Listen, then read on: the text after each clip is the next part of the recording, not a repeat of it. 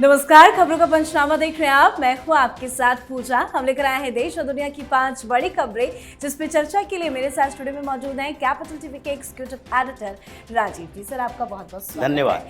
सबसे पहले नजर हेडलाइंस पर। मोदी कैबिनेट का बड़ा फैसला, सरकारी कर्मचारियों को दिया गया बड़ा तोहफा। कर्मचारियों का डीए 2% बढ़ा, साथ ही बिहार को भी मिले कई तोहफे। राणा सागा पर संसद में महासंग्राम, सभा पर भड़के बीजेपी सांसद, राज्यसभा में हुई तीखी नोकझोंक, सड़कों पर भी विरोध जारी। तो दूसरी तरफ रमजान के आखिरी जुमे पर काली पट्टी पहने ओवैसी आई नजर। फिर मुश्किल में फंसे अरविंद केजरीवाल, कोर्ट के आदेश पर दिल्ली पुलिस का बड़ा एक्शन, सार्वजनिक संपत्ति अधिनियम के उल्लंघन के आरोप में एफआईआर दर्ज। केंद्र सरकार ने जस्टिस यशवंत वर्मा के इलाहाबाद हाईकोर्ट में तबादले को दी मंजूरी। तो सुप्रीम कोर्ट से भी जज साहब को राहत, एफआईआर दर्ज करने वाली याचिका को किया इग्नोर। ऑक्सफोर्ड यूनिवर्सिटी में ममता बनर्जी का जबरदस्त विरोध, भाषण के बीच लोगों ने पूछे तीखे सवाल, हाथों में तख्तियां और लगे गो बैक के नारे। खबरों की शुरुआत में सबसे पहले बात मोदी कैबिनेट के बड़े फैसले की। सरकारी कर्मचारियों को मोदी कैबिनेट ने बड़ा तोहफा दिया है। प्रधानमंत्री नरेंद्र मोदी की अध्यक्षता में कैबिनेट ने केंद्र सरकार के कर्मचारियों के लिए महंगाई भत्ते यानी डीए में 2% की बढ़ोतरी को मंजूरी दे दी है। इस संशोधन के साथ डीए 53% से बढ़कर 55% हो जाएगा। बता दें कि ये बढ़ोतरी 7वें वेतन आयोग के तहत की गई है।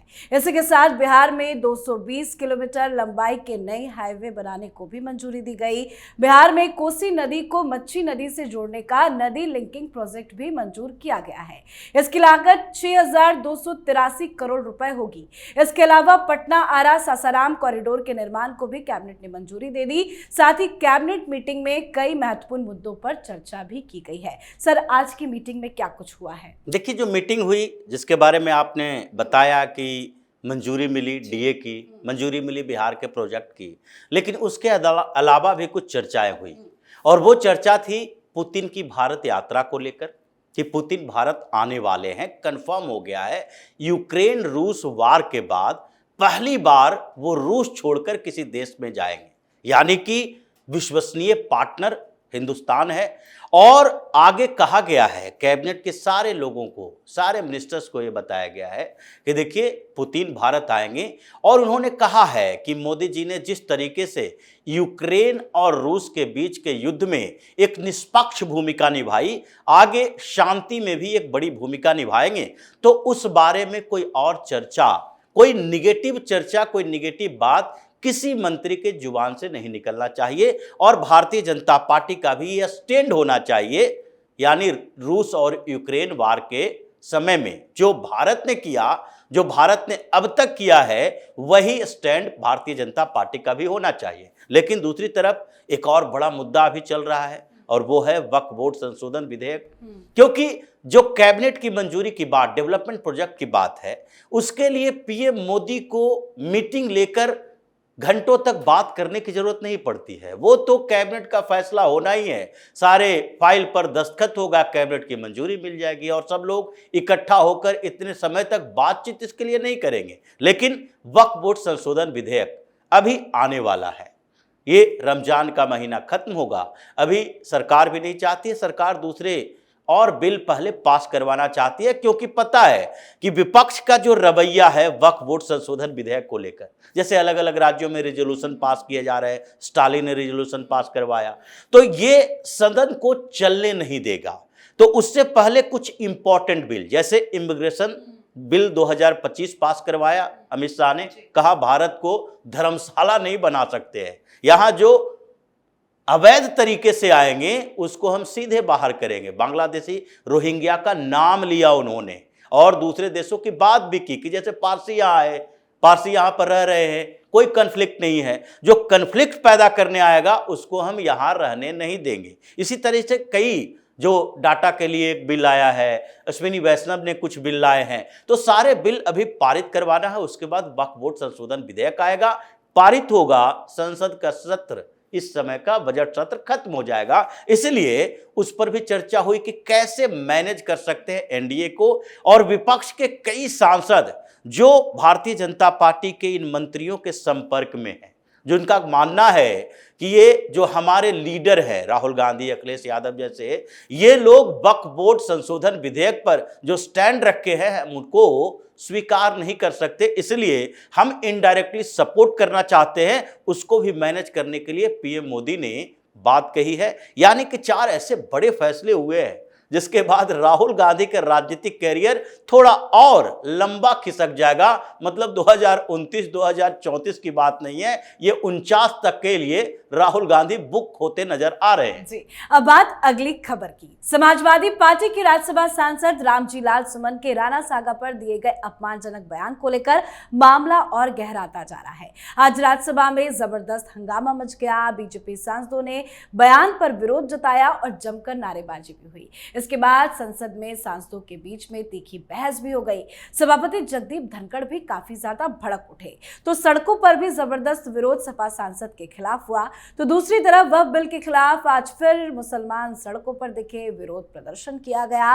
वक्फ विधेयक के खिलाफ काली पट्टी पहनकर ओवैसी ने नमाज अदा भी की है। सर, चाहे राणा सागा का विवाद हो या वक्फ बिल का विवाद हो, संसद से लेकर सड़क तक में संग्राम छिड़ा हुआ है। क्या एजेंडा सेट करने की कोशिश की जा रही है? देखिए, ओवैसी जो काली पट्टी लगाकर ये नमाज अदा कर रहे हैं, इनको काली पट्टी कहाँ लगाना चाहिए? ये अपने बाह पर काली पट्टी न लगाए, बल्कि अपने आंखों पर काली पट्टी लगा लें, ताकि हिंदुस्तान में जो बदलाव हो रहा है वो दिखाई उन्हें न पड़े। ओवैसी जैसे लीडर को अब आंखों पर पट्टी बांध लेनी चाहिए, क्योंकि बदलाव की बयार बह रही है और इस बयार में ये लोग बहकर चले जाएंगे। अभी राणा सांगा पर विवाद चल रहा है। हिंदुस्तान को यह तय तो करना पड़ेगा कि वो आक्रांताओं के साथ खड़ा है या फिर अपने देश के हीरो के साथ खड़ा है, जो आक्रांताओं से लड़ते हुए अपनी जान दिए हैं। ये मुगलों के बारे में अलग परसेप्शन होता है, ब्रिटिश के बारे में अलग परसेप्शन होता है। ये दोहरा मानदंड नहीं चलेगा। अगर आप ब्रिटिशर्स को आक्रमणकारी मान रहे हो, तो आपको ये मानना पड़ेगा कि इस्लामिक आक्रमण हुए, मतलब 712 ईस्वी के बाद से मोहम्मद बिन कासिम आया, फिर गजनी आया, फिर गौरी आया, ये कुतुबुद्दीन ऐबक से, इल्तुतमिश से लेकर खिलजी, तुगलक, उसके बाद फिर ये मुगल आया। तो ये सारे लोग अगर आक्रांता हैं तो सारे आक्रांताओं के साथ एक तरह का व्यवहार होना चाहिए। अगर ब्रिटिशर्स के खिलाफ हमारे जो भी लड़ने वाले योद्धा रहे हैं, चाहे कांग्रेस के ही लीडर क्यों ना हो, स्वतंत्रता संग्राम में जिन्होंने पार्टिसिपेट किया, सबको हम नेशनल हीरो मानते हैं। जिन्होंने उनके खिलाफ लड़ाई की, जंग की, उसे हम नेशनल हीरो मानते हैं। चाहे भगत सिंह हो, सुखदेव हो, राजगुरु हो या फिर चंद्रशेखर आजाद हो, सबको मानते हैं। तो मुगलों के खिलाफ लड़ने वाले को भी हमें नेशनल हीरो मानना पड़ेगा।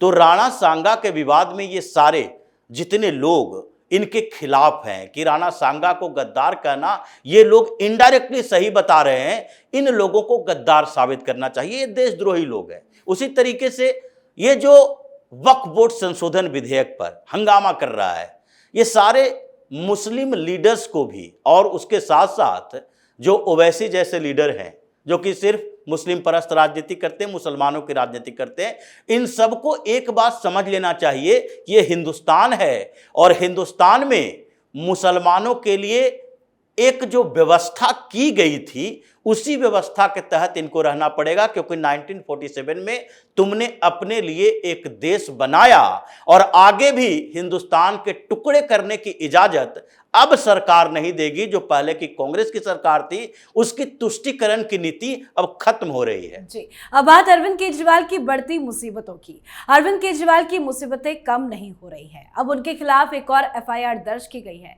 दरअसल राउज एवेन्यू कोर्ट ने अरविंद केजरीवाल के खिलाफ एफआईआर दर्ज करने को कहा था। इसके बाद ही पुलिस ने यह एक्शन लिया है।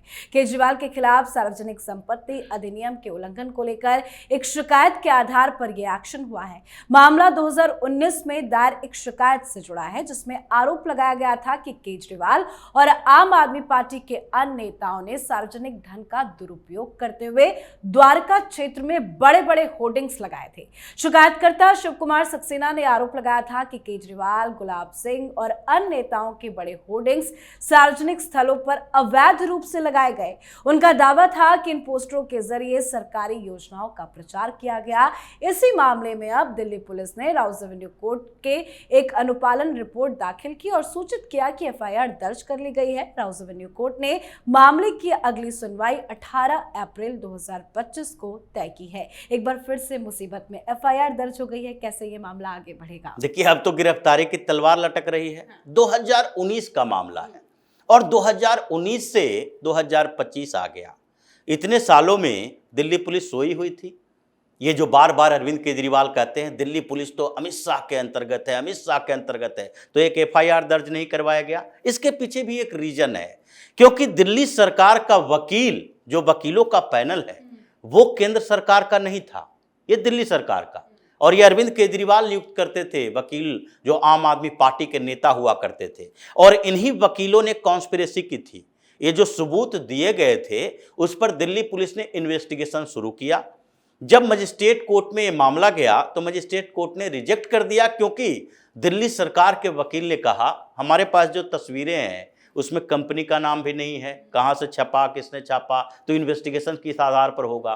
तो मजिस्ट्रेट कोर्ट ने याचिका रिजेक्ट कर दी। उसके बाद फिर आगे डिस्ट्रिक्ट कोर्ट में गया। अभी राउज एवेन्यू कोर्ट में मामला चल रहा था, लेकिन दिल्ली पुलिस ने एक स्टेटस रिपोर्ट भी नहीं सौंपी, क्योंकि वकीलों ने ऐसी कॉन्स्पिरेसी की कि दिल्ली पुलिस के हाथ से यह मामला ही चला गया। इसलिए बार बार दिल्ली पुलिस ने मांग की थी, एलजी से भी मांग की थी कि भाई हमारे जो मुकदमे होते हैं उसमें वकील तय करने का अधिकार एलजी के पास होना चाहिए, केजरीवाल के पास नहीं होना चाहिए। अब एफआईआर दर्ज हो गया है प्राइवेट प्रॉपर्टी एक्ट के तहत। अब इसमें अरविंद केजरीवाल के खिलाफ मामला है। बड़े होर्डिंग अरविंद केजरीवाल के नाम से लगा था, गुलाब सिंह के नाम से लगा था। तो सबसे पहले तो एफआईआर के बाद पूछताछ केजरीवाल से होगी। उस पोस्टर को किसने लगवाया ये केजरीवाल को जानकारी होनी चाहिए। तो इसलिए ये मामला गंभीर है। अभी अरविंद केजरीवाल की समस्याएं इतनी गंभीर हो चुकी है कि कब फिर से गिरफ्तारी हो जाए ये केजरीवाल को ही पता नहीं है। जी, अब बात जज यशवंत वर्मा केस की। दिल्ली हाईकोर्ट के जस्टिस यशवंत वर्मा के घर नोटों की अंजलि गड्डियां मिलने के बाद सुप्रीम कोर्ट के कॉलेजियम ने उनका तबादला इलाहाबाद हाईकोर्ट करने की सिफारिश की थी। अब केंद्र सरकार ने इस सिफारिश पर अपनी मुहर लगा दी है। मतलब जस्टिस यशवंत वर्मा का तबादला मंजूर हो चुका है। सरकार की मंजूरी मिलने के बाद जस्टिस यशवंत वर्मा को इलाहाबाद हाईकोर्ट में कार्यभार संभालने के लिए कहा गया है। साथ ही आज जज वर्मा को सुप्रीम कोर्ट से राहत मिली है। सुप्रीम कोर्ट ने जज वर्मा के खिलाफ मुकदमा दर्ज करने के लिए पुलिस को निर्देश देने की गुहार वाली याचिका पर विचार करने से इनकार कर दिया है। सर, जज वर्मा के ट्रांसफर को लेकर इलाहाबाद में इतना विरोध हो रहा है, बार एसोसिएशन भी काफी भड़का है। ऐसे में सरकार की मंजूरी, क्या ये मामला आगे बढ़ेगा, विरोध और होगा? देखिए, विरोध तो होना ही चाहिए, और सरकार की मंजूरी नहीं है, ये सरकार की मजबूरी है। जिस तरीके की व्यवस्था इन लोगों ने बनाई है, सुप्रीम कोर्ट ने कॉलेजियम बनाया, और कॉलेजियम ये संविधान में नहीं था। डॉक्टर BR अम्बेडकर ने भी इसका विरोध किया था कि अगर जजों की नियुक्ति का अधिकार पूरी तरह से अधिकार दे दिया जाएगा तो फिर उसके बाद जज मनमानी करेंगे। ये संविधान सभा के डिबेट में कहा गया है। डॉक्टर अम्बेडकर ने सीधे तौर पर मना किया था कि हाँ, CJI की मंजूरी नहीं चाहिए बल्कि कंसर्न चाहिए। राष्ट्रपति जज नियुक्त करते हैं तो राष्ट्रपति CJI से संपर्क करेंगे और वो अप्रूवल नहीं लेंगे। लेकिन फिर धीरे धीरे ये मामला चलता गया। जजेज केस आए, 1980 में फर्स्ट जजेज केस आए, फिर सेकंड जजेज केस आए, और सेकंड जजेज केस में कह दिया गया नहीं, हम लोग अब जजों की नियुक्ति खुद करेंगे। और इसी का परिणाम है कि इन लोगों ने सारे रिस्ट्रिक्शन दे रखे रहे हैं। अब अगर सुप्रीम कोर्ट के कॉलेजियम ने ट्रांसफर कर दिया और सरकार उसको रोक लगा देती तो सुप्रीम कोर्ट फिर से रिकमेंड करती। एक एक जज की नियुक्ति में, यहां दिल्ली हाई कोर्ट में एक वकील थे सौरभ कृपाल, BN कृपाल के बेटे, और सौरभ कृपाल का गे पार्टनर हुआ करता था स्वीडिश, अभी भी होगा। लेकिन उस समय 5 बार सौरभ कृपाल को जज बनाने के लिए IB की रिपोर्ट को दरकिनार करके, रॉ की रिपोर्ट को दरकिनार करके, इसी सुप्रीम कोर्ट ने कहा BN कृपाल के बेटे हैं, BN कृपाल भी सुप्रीम कोर्ट के जज थे, तो सौरभ कृपाल को वकील से जज बनाना ही है, इसके लिए रिजिड हो गया। ये स्थितियां सुप्रीम कोर्ट की है, कॉलेजियम की है, तो इसीलिए सरकार ने मंजूरी दे दी। अब फैसला वकीलों के पास है। तो सुप्रीम कोर्ट में जो Allahabad high court bar association के अध्यक्ष हैं, अभी आए थे दिल्ली कई और बार एसोसिएशन के साथ, और इन लोगों ने मुलाकात की सीजेआई संजीव खन्ना से। ये बार एसोसिएशन के अध्यक्ष अनिल तिवारी ने उनसे सीधे कहा कि आपने ट्रांसफर क्यों किया, तो उन्होंने कहा कि जा तो रहे हैं लेकिन जुडिशियल वर्क नहीं करेंगे, मतलब कोई बेंच में शामिल नहीं होंगे, कोई फैसले नहीं दे सकते। तो इसीलिए अब ये मामला थोड़ा ठंडा हुआ है, लेकिन विरोध अब करप्शन पर हो रहा है, क्योंकि सुनवाई एफआईआर पर हुई है और सुप्रीम कोर्ट में 2 जजों की बेंच बनाई गई। अब सीजेआई खन्ना उसमें क्यों नहीं थे, ये तो वही बता सकते हैं, क्योंकि आपने जस्टिस एएस ओका को दे दिया, जस्टिस उज्जवल भुइयां को दे दिया, 2 जजों की बेंच बना दी, और दोनों ने एफआईआर के मामले पर सीधे तौर पर अपने पूरे फैसले में 8-10 बार इन लोगों ने कहा है कि यह फैसला तो सीजेआई का है, सीजेआई कहेंगे तो एफआईआर दर्ज होगा, क्योंकि उन्हीं का अप्रूवल चाहिए। तो अभी वेट करते हैं इंक्वायरी रिपोर्ट आने का। जब सीजेआई की मंजूरी चाहिए थी तो इस बेंच में सीजेआई को होना चाहिए था।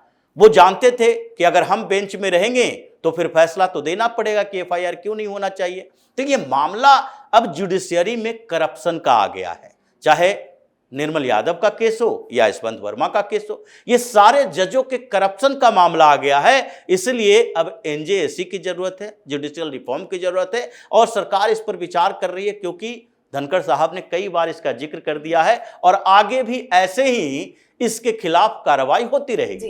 अब बात आज की आखिरी खबर में पश्चिम बंगाल की मुख्यमंत्री ममता बनर्जी के जबरदस्त विरोध की। दरअसल ममता दीदी गई थी ऑक्सफोर्ड यूनिवर्सिटी में ज्ञान देने, लेकिन वहां उनको मिला सवालों का तूफान और जबरदस्त विरोध का पैगाम। ममता बनर्जी को लंदन में ऑक्सफोर्ड यूनिवर्सिटी के केलॉन्ग कॉलेज में अपने भाषण के दौरान भारी विरोध का सामना करना पड़ा है। जिस मंच पर ममता बनर्जी खुद को लोकतंत्र की देवी साबित करने पहुंची थी, वहां छात्रों ने उन्हें उनकी तानाशाही की याद दिला दी। ममता बनर्जी के सामने एसएफआई के छात्र नेताओं ने गो बैक के नारे लगाए और बंगाल में चुनाव बाद हिंसा के साथ ही आरजीकर मेडिकल कॉलेज से जुड़े मुद्दों पर सवाल उठाए। हालांकि सीएम ममता ने विरोध करने वाले छात्रों को जवाब दिया और अपनी बात भी रखी। पर सवाल यह है कि देश में जब कोई सवाल पूछे तो दीदी बोलती है केंद्र की साजिश है, लेकिन ऑक्सफोर्ड में कौन सी साजिश थी दीदी? क्या ऑक्सफोर्ड यूनियन में भी अब बीजेपी की शाखा बन गया है? इतनी ज्यादा इंटरनेशनल घूर बेइज्जती क्यों हो गई? देखिए, ममता बनर्जी बेइज्जती के लायक है। ये देश में रहते हुए देश की नहीं है। जैसे सीएए लागू हुआ था तो उस समय इन्होंने यूएन से इंटरफ्रेंस की बात की थी, यानी कि राहुल गांधी जैसे कहते हैं डेमोक्रेसी बचाने के लिए विदेशी ताकतों को हिंदुस्तान में इंटरफेयर करना पड़ेगा। वैसे ही इन्होंने यूएन से इंटरवेंस की मांग की थी, और इसी के बाद फिर जब हंगामा हुआ तो ये बैकफुट पर आ गई। इन्होंने पोस्ट पोल वायलेंस के बारे में कभी भी कोई रिपोर्ट नहीं दी कि हमारे गुंडों ने कैसे पश्चिम बंगाल में चुनाव के बाद उन लोगों को राज्य से बाहर निकाल दिया। वो पूरा बॉर्डर स्टेट में बसे हुए हैं, उड़ीसा में बसे हुए हैं, झारखंड में चले गए हैं, गांव के गांव जला दिया गया। तो फिर आप पश्चिम बंगाल से बाहर कहीं भी जाओगी तो आपसे सवाल पूछा जाएगा, और ऑक्सफोर्ड में यही सवाल पूछा गया कि आप मोदी को तानाशाह कहते हो। आपसे बड़ी तानाशाह कौन है? आप तो अपने राज्य में ऐसी स्थिति बना दिए हो जैसे पाकिस्तान और बांग्लादेश में भी नहीं है। आपने पूरे मुसलमानों को एक किला बनाकर दे दिया है जहां वो सुरक्षित महसूस करते हैं, चाहे कितना भी कुकर्म कर ले। वहां पर महिलाओं के साथ अत्याचार हो रहा है तो फिर आप कहेंगे कि पुलिस प्रशासन क्या वहां केंद्र के जिम्मे है? तो जो ऐसी स्थिति पैदा कर चुकी हैं उनको तो दुनिया के किसी हिस्से में बेइज्जत करके ही भगाया जाएगा। पश्चिम बंगाल के कुछ हिस्सों में ही ममता बनर्जी सुरक्षित हैं, जो मुस्लिम बहुल हैं, जो 50% से ज्यादा मुस्लिम आबादी वाले हैं। कहीं भी जाएंगी तो अब धीरे धीरे ऐसे ही मंच से भगाई जाएगी। बिल्कुल सर, बहुत बहुत धन्यवाद सर समझाने। धन्यवाद। खबरों का पंचनामा में आज के लिए फिलहाल इतना ही। देश विदेश की बाकी खबरों और उनके सटीक एनालिसिस के लिए देखते रहिए कैपिटल टीवी। हमें लाइक कीजिए, शेयर कीजिए और कैपिटल टीवी को सब्सक्राइब कीजिए। नमस्कार।